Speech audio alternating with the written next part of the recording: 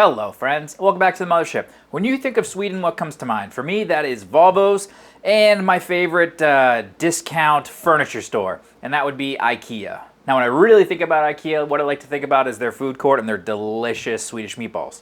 So, today we're going to be making, following the IKEA recipe, kind of, brisket smoked Swedish meatballs.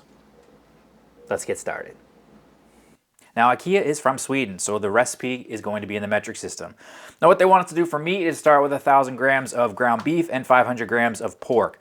But since we are going with brisket, we're just going to do all brisket. This is a pound of brisket, which is about 1,000 grams. So the entire recipe, we're just going to do 2/3 of it. So we're going to start out with our ground brisket. And then I'm going to add in about 2/3 of an onion, really finely minced, or chopped, or whatever you want to call it. Also going to add in a minced garlic clove. And then we want to add in about 66 grams of bread crumbs. Now this recipe calls for 5 tablespoons of milk, so we're going to do like 3.5. Then I'm also going to give it a teaspoon of kosher salt and maybe about a half teaspoon of black pepper. And we want to get this all mixed together. You know the drill, we're making meatballs. I'd say that's pretty well mixed. Now when I'm making Italian meatballs or even barbecue meatballs, I tend to make them really big. But for these Swedish ones, we want to do about 1 inch round, something like that. The ones you get from the bag, if you buy frozen ones from IKEA, they're actually even smaller than that. But I don't want them cooked too fast. I do want to have a little bit of smoke on these suckers.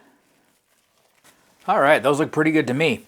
Now the recipe wants us to take them, cover them, and put them into the fridge for about 2 hours, which is exactly what I'm going to do. I think that'll help everything kind of congeal together and make them stay together much better when we put them onto the smoker, or if you're just going to put them in your oven, or if you're going to do the frying method. In general, put them into your fridge, let everything just come back together before we actually go ahead and cook them.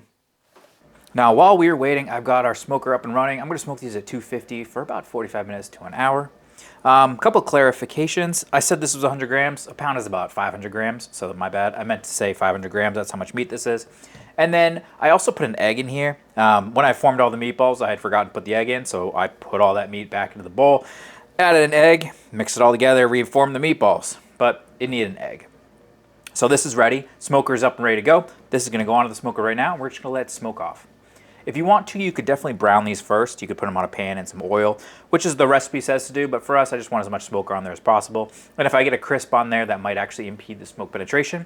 So since we're doing smoking, I'm not going to brown them, but if you're just doing the standard beef and pork, absolutely go ahead and brown them off before you put them in your oven or into your smoker. Now as far as smoker setup, pretty standard stuff, guys. Top shelf, like always when I do these things, I put it into this pan like you saw before. That's so I don't have to worry about anything falling between the grates, but keep smoking this, hour, 45 minutes at 250.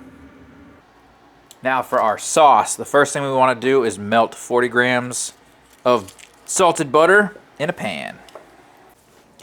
With this butter melted, I'm going to add 40 grams of flour, and I'm going to mix it over low heat back on the burner for about 3 minutes or so. Now what I'm going to do is add in 150 milliliters of vegetable stock and 150 milliliters of beef stock. Mix that together. Add in soy sauce and Dijon mustard. And then add in 150 milliliters of heavy cream. And this is going to go back onto our burner, and we're going to keep heating it and stirring it until it thickens a bit. And there we have it. That's the consistency I'm looking for. Looks perfect. And I think our meatballs are done. So let's go pull them off. And here they are. And they look pretty darn good to me. When you're cooking meatballs, guys, temperature you just want to be above, that super rare point because it is ground beef. But since this is brisket, you can let it go a little bit longer. Usually you're looking for like 145 to 165, I guess works. These are great. I think it's time to assemble our food together. Let's see how we did. Everything has been smoked down. Our sauce has been made. I added some lingonberries. You're going to have to probably buy that either in the specialty section of your grocery store or buy online, but it is important for these Swedish meatballs. Now to plate these meatballs, you're going to want to have the sauce, the lingonberries, and then you're probably going to have some potatoes and some peas. That's really the traditional way to do it. But what really matters here, because this recipe is all about the meatballs themselves and the sauce, let's give it the old taste test. I am obviously starving like always. Get a good amount of our sauce here, get some of that lingonberry. Show you guys this delicious bite I'm about to have. Oh boy, that looks good. There we go. Hey, you can't beat that. Honestly, we're following the recipe from IKEA, so I expected it to taste just like the IKEA meatballs. But adding in that brisket in there, a little bit of smoke, takes it up a notch. These are absolutely fantastic. If you guys are like me and you're a huge fan of Swedish meatballs, and whenever you go to IKEA, you have to buy them, or if you've never had them before and you're really interested, or if you've had them before and you're interested in maybe taking them up a notch with your smoker and doing some brisket, I highly recommend giving these a try. Honestly, brisket is always good in everything, and I'm sure these are just as good following the same recipe but using the traditional pork and beef. Guys, these are really, really good. We're going to really enjoy this one tonight. The sauce is probably not the healthiest thing on earth because it is cream and butter, but it's fantastic.